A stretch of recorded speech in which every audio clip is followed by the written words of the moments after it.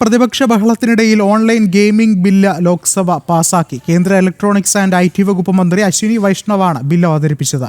ആപ്പുകളെ നിയന്ത്രിക്കാനുള്ള ബില്ലിന് പ്രധാനമന്ത്രി നരേന്ദ്രമോദിയുടെ അധ്യക്ഷതയിൽ ചേർന്ന കേന്ദ്ര മന്ത്രിസഭ അംഗീകാരം നൽകിയിരുന്നു. കൂടുതൽ വിവരങ്ങളുമായി ജിഷ്ണു കൃഷ്ണൻ ചേരുന്നുണ്ട്. ജിഷ്ണു, എത്രത്തോളം ഗൗരവമേറിയതാണ് ഈ ബില്ല്?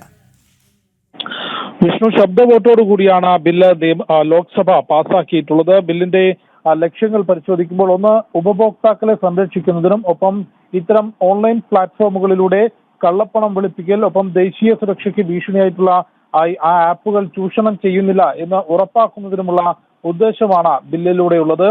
കൂടാതെ ഓൺലൈൻ ഗെയിമിംഗ് മേഖലയെ നിരീക്ഷിക്കാനും നിയമവിരുദ്ധമായ വാതുവെപ്പ് തടയാനും ലക്ഷ്യം വെച്ചുകൊണ്ടാണ് ബില്ല് രൂപകൽപ്പന ചെയ്തിട്ടുള്ളത്. ബില്ലിന്റെ അവതരണം കേന്ദ്ര ഇലക്ട്രോണിക്സ് ആൻഡ് IT വകുപ്പ് മന്ത്രി അശ്വിനി വൈഷ്ണവ് ലോക്സഭയിൽ നടത്തിയിരുന്നു. പിന്നീട് പ്രതിപക്ഷ ബഹളത്തിനിടയിലാണ് ഓൺലൈൻ ഗെയിമിംഗ് ബില്ല് ലോക്സഭ ശബ്ദ വോട്ടോടുകൂടി പാസാക്കിയിട്ടുള്ളത്. ബില്ലിന് നേരത്തെ പ്രധാനമന്ത്രിയുടെ അധ്യക്ഷതയിൽ ചേർന്ന മന്ത്രിസഭാ യോഗം അംഗീകാരം നൽകിയിരുന്നു.